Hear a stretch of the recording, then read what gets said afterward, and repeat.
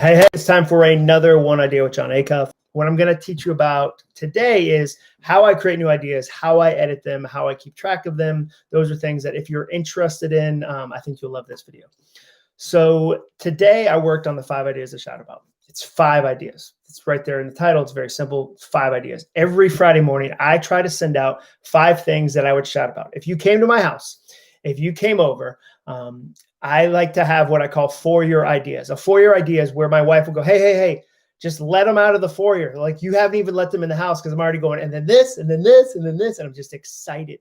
I'm very excited about something. I'm showing you a Lego project I'm working on or something that I heard or a new song or a new book. So I try to imagine if you came to my house, if we had dinner and you came over that week, what would I shout about? What would I be excited about? So that's what the newsletter is. So every Friday I share that. I'll share the link. If you get that newsletter, awesome. If you want to get it, it's right here. And so today I sat down to write some new ideas and I decided I'm going to try to write 15 different ideas. So that would be 3 newsletters.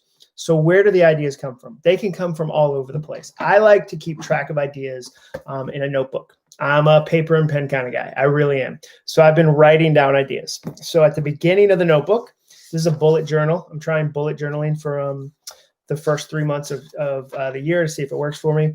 I have an index.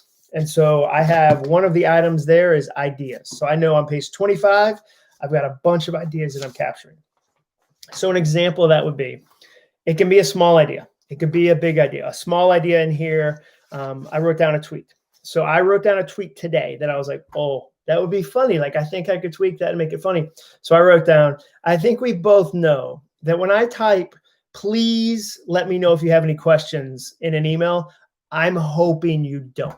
Like, I think that's a funny tweet because I think it's thin, it's not too long, it's funny, it's universal. I love a universal funny idea that isn't cheesy or so obvious that it's not any fun. So that one's funny to me. I wrote that down. Maybe I'll tweet that someday. I don't know. But another one would be like 10 things I'd tell my 25-year-old me. I get asked that. People ask that question. People have asked you that question, like, what would you tell the younger version of yourself? So I wrote that down. That's one that I have to sit with for a while. Like, I'm not ready for that one yet. That one's going to need to marinate. So I'm going to sit on that idea for a little bit. So today, when it came time for me to write my newsletter, I started to go through my ideas. I started to say, okay, what do I want to write about? What's interesting? I started to pull out ideas and create paragraphs. So that's what I did. You can see here, a bunch of different paragraphs, and they're not amazing. They're not supposed to be. The first draft shouldn't be good, but I'm creating ideas. Some are photos that I'm reacting to. I'm going through my camera roll. I'm really just trying to gather all of these things that I can put into a document.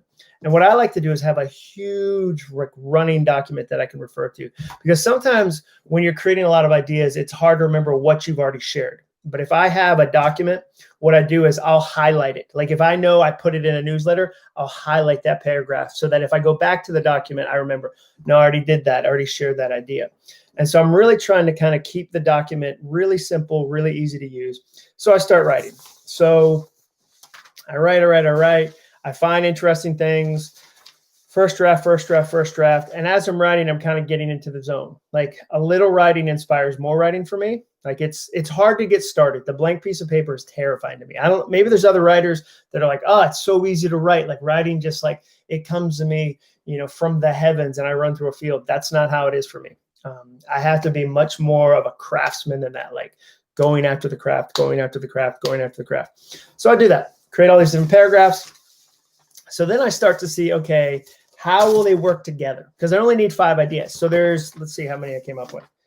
There's 18 in here. So now I want to kind of group them. I want to go, this idea would go well with this idea. This idea would go well with this idea, because I'm going to create a newsletter that's 5 ideas to shout about. So I want to make sure like one of them is a recommendation. Okay, here's a book. Like in the list, I have a book. I've never read a single word of it. I just love the title and somebody else recommended it. So I'm going to say, hey, this is a haven't read a single word recommendation. And I think that's funny because how many times have you recommended a book you haven't even finished yet? Like we've all done that. So that's universal. That's interesting. So I might pair that one with, okay, here's something completely random I thought about, or here's something somebody gave me the other day that made me realize how old I am. Like it was a Christmas present. I was like, oh, that's a reveal your age Christmas present. So I work on them. Then I print them out.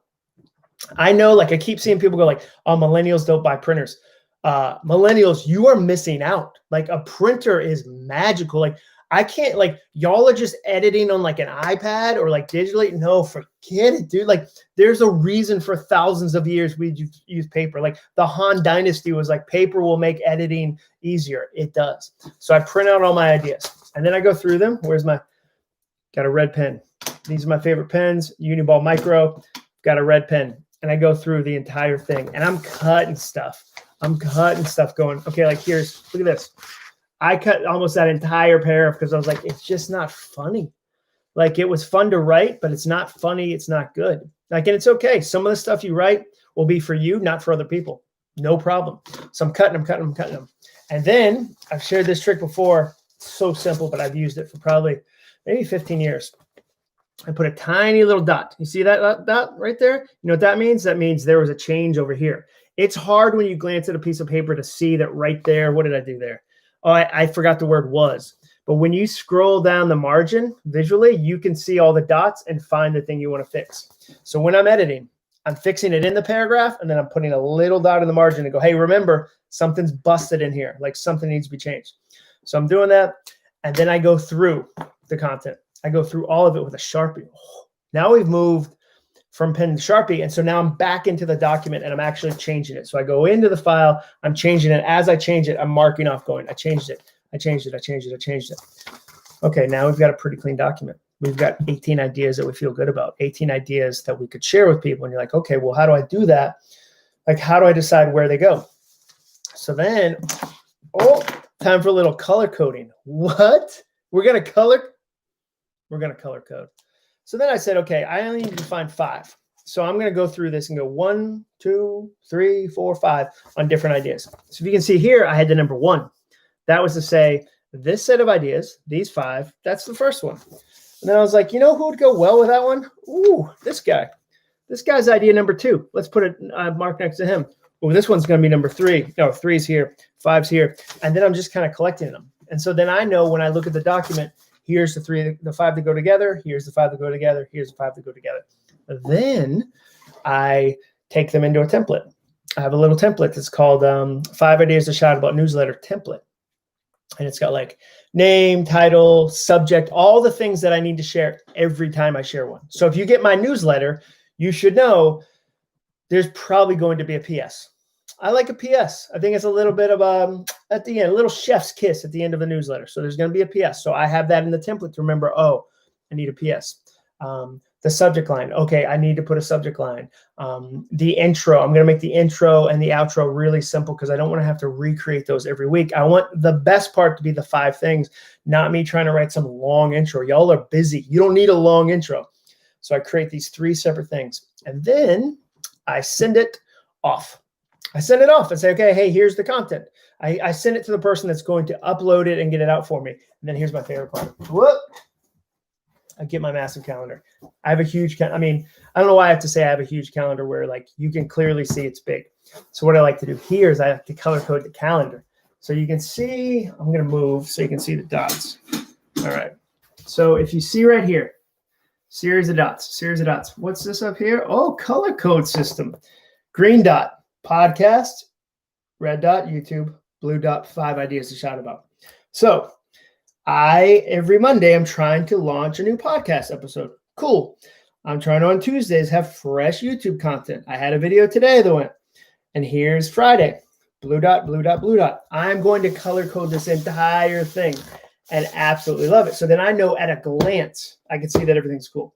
I can look up and go, no. I don't need to sweat. I don't need to sweat the 5 ideas to shout about. I got that locked and loaded, dude. We're good. Oh, I got to get some YouTube into the pipeline, as it were. And so I love to use this as the tool that kind of gives me an at-a-glance ability to see what's headed my way and what I've already accomplished. And then at the end of the year, when people go, how do you do an end-of-year review? I'll have a huge calendar with a lot of different dots, and I'll be able to say, okay, that's how I do it. So that's what I do. That's how I create content. I gather a bunch of ideas. I work on a bunch of ideas. I edit ideas. And then I tweak them. And then the fun part, I share them with you. Then I get feedback from you, from people that go, hey, this was helpful. This was good. Hey, that's interesting. Can you change? I would think this way. And sometimes if I get feedback on an idea, when I test it, I'll tweak it. Like say I tweet something, I'm like, oh, that was really funny, and somebody didn't get it, or a lot of people don't get it, maybe I'll tweak it. Maybe I'll tweak it a little more and go, if I share this in a more permanent way on a YouTube video, I want to make sure that I explain this point well. That's my process. That's how I do it. It involves paper. It involves pens. It involves Sharpies. It involves a big old calendar. It involves you. So I absolutely, absolutely love to do it. Thank you so much for watching this. I'm going to continue to share stuff like this as I talk about goals. That's my focus this year is let's talk about goals. Let's talk about ways that you can finish your goals. Let's talk about the, overthinking that might get in the way of your goals. That's what I'm going to talk about this year. 2021 is going to be all about goals for me. And I think it's going to be really fun for you to finish the goals you care about the most. Thanks for watching this.